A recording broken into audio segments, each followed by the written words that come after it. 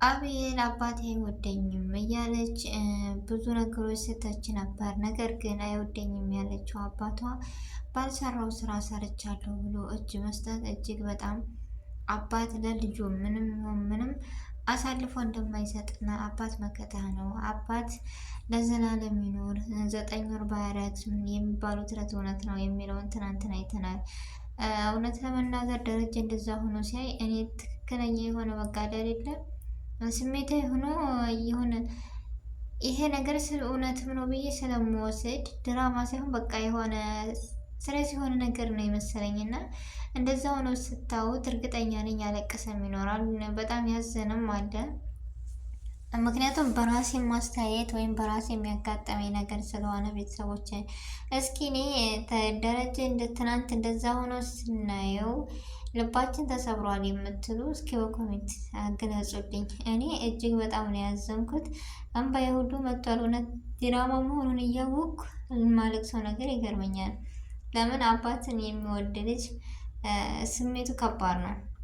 ለዛ ይመስለኛል እኔም ባየመጣ ምናምን ነገር እና አባት ለልጁ በዚህን ያክል ቤተሰብ እናት አባት ለልጆቻቸው ምን ያክል መስዋዕትነት እንደሚከፍሉ የምናውቀው ቀን መቼ ነው? የእነሱን ሀቅ የምንከፍለው መቼ ነው የሚለው መጣብኝና እጅግ በጣም አስገራሚና አስደማሚ ነው። እንዳያችኋት አብዬልም መጨረሻ ላይ ግን ራሷን አባዬን ተውት እኔ ነኝ ያደረግኩት ብላ ትናገራለች ብዬ ተስፋ አለኝ። መኖሯ ይበሉት ያለችው ነገር የአይምሮ መስከናንት ሆኖባታል። ቤት ሁሉ ተደናግሯል። ውሀይም እንደምታዩት አባቴ ልቀቀው በማለት ሁሉ ብቻ በጣም እጅግ ያሳዝናል። እና ቤተሰቦች አስተያየታቸውን በኮሜንት አስቀምጡልኝ። አሰላሙ አሌይኩም ወረህመቱላሂ ወበረካቱ። ውድና የተከበራችሁ ወደ ቤተሰብ እንዴት ናችሁ? ደህና ናችሁ? እኔ ያለው አልሐምዱሊላህ። እናንተስ? እንዲሁም ለዚህ ቤት አዲስ የሆናችሁ ሰብስክራይብ አድርጉ። የነባር ቤተሰቦች ከጎን የሆናችሁ ስለምትሰጡኝ አስተያየት እጅግ ከልብ አመሰግናለሁ። ዛሬም ነገም ብርታታችሁ አይለኝ እያልኩኝ ወደ ርዕሱ እንሄዳለን። እንዳያችሁት እጅግ በጣም የሚያፈዝና የሚያስደነግጥ ነገር ነው ያየነው። ግን አቶ ደረጀ ለልጁ ይህን ያክል መስዋዕት በከፈለበት አብዬል ሂዳ እጇን ትሰጣለች የሚል እንደኔ ጠበቃለች። ትሰጣለች ወይ ሳትሰጥም እርግጠኛ ነኝ ያሳድፋ ራሷን ትሰጣለች ብያለሁኝ። ነገር ግን ላኪን የእሷ ፈቅራት አደው እያለ የሚጃጃለው እሱና የሚረዳው ይመስለኛል። አብዬል ከታሰረች እሱ እንደሚያስወጣት፣ ምክንያቱም ትናንት መቶ ዘበኛው መቶ ነው ያባረረው እና እሱ ካገዛት ትወጣለች። እሷ ብትታሰርም ያኔ ያዳሪለ ስለሚወዳት ትናንትና ጓደኛዬንም እሷንም ነው ያጣሁት፣ ስሜቱ በጣም ከባድ ነው ምናምን እያለ ነበረ። ያው ዘበኛው አልተረዳውም እና ብረዳው የሆነ ፍንጭ ወይም ቢያቆየው የሆነ ፍንጭ ይገኛል ብዬ ተስፋ አለኝ። ብቻ የሚሆን አቶ ደረጀ ወጥቶ እሷ የጥፋቷን ስሜት ካወቀች ወደ ራሷ ከተመለሰች ራሷን ሰጥታ ራሷ ቅጣቱን ብታገኝ ደስ ይለናል ቤተሰቦችን። እና እናንተስ ምን ትላላችሁ? ዳጣ እጅግ በጣም ነው ያዘነችው።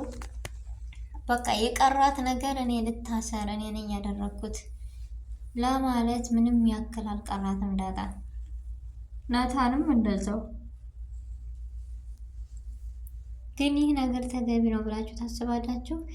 እኔ እጅጉን በጣም ያፈዘዘኝ እና ያስደነገጠኝ ነገር በቃ አባት ምን ያክል መስዋዕት ለልጁ ይከፍላል የሚለው ነገር ከአይምሮዬ አልወጣልኝም። እና እንዳያቸው ወይዘሮ ማርታም እጅጉን በጣም ልቧ ተሰብሮ አዝኖ ልጇም ባለቤቷም ነው ልጇም ናት መፍረድ ያልቻለችበት ነገር እና መቆም ያቃታት ነገር ነው የመሰላት እና ሰፈሩን ራሱ ለቀነ ሌላ ቦታ እንሄድ እያለች ሁሉ ነው። የዚህን ያክል ነው የተሰበረችው። እጅጉን ይከብዳል። መናገር ራሱ አቅቷታል። ውሃዬም እንዳያቸው እናት አስባችሁታል። ብቻ በጣም ከባድ ነው ከሁሉም ነገር። ያኔ ቤተሰብ ሰላም ሲሆን እናንተም ሰላም ትሆናላችሁ። ይሁን አንድ ሰው ሰላም ካልሆነ የሁሉም ሰላም ያጣልና ሰላምን ፍቅርን ከክፉ ነገር እንዳይጠብቀን የምለው ቤተሰቦች የደረጀ እውነታ ወጥቶ እሷ ብትታሰር የሚለውን እስኪ እናንተ ራሱ ወሰቡበት። ማንስ ይሆናል? እርግጠኛ ነኝ በዛሬው ክፍል የሚለቀቀው አብዬል ትታሰራለች፣ ደረጀ ይወጣል፣ ነገሮች ሁሉ እውነት ይሆናሉ። ነገር ግን የአብዬል ጓደኛ ያወጣታል ብዬ ተስፋ አለኝ እሷ ላይ። ምክንያቱም ሁለቱንም ከማጣ እሷን አድኜ ጓደኛዬ የሆነውን ሊሆን የሚል ይመስለኛል ልጁ እና ደረጀ ባላደረገው ነገር መቀጣት የለበትም። የአባትነትን ጥግ የአባት ለልጁ መስዋዕት እንዴት መክፈል እንዳለበት ምንም ደረጃ እንሆን ምንም አብዬል ብዙ ተመክራ ብዙ ነገር አድርጓት በቃ ያሰለቸች ልጅ ናት። ነገር ግን እንደዚህም ብሎ ወላድ ነው እና የወለደ አንጀቱ አሳልፎ ሊሰጣት አልቻለም። ጥፋቱን ሁሉ የእሷን ጥፋት ወደ እሷ ተሸክሞ ወደ እሷ አድርጎ እኔ ሲል እጅጉን በጣም ያሳዝናል። ዳጣዬ ራሱ በጣም ነው ያዘነችው። አብዬልንም አንቺ ጨካኝ እያለች ብዙ ሰድባታለች። ልጅቷም አሁን ላይ በጣም ከባድ ነው። እንደንትኑ እንደ ህጉ ድርቅ አባባሏ ደግሞ የሚገርም እኮ ነው። አላደረኩም አልነካም የምትልበት ጠሪጋኔ እጅግ በጣም እንትን ይለኛል። አንዳንዴ የሆነ በቃ መሸነፍ የሚባል ነገር አታውቅም። አንዳንዴ ጥንካሬዋን በወድላትም ግን ደግሞ ድርቅ ማለት ተገቢ ነው ብዬ አላስብም። ቤተሰቦች ነገሮችን አይተው እንዳላየ ሰምቶ እንዳልሰማ መሆን ባለበት ቦታ ጥሩ ነው ብዬ አስባለሁ።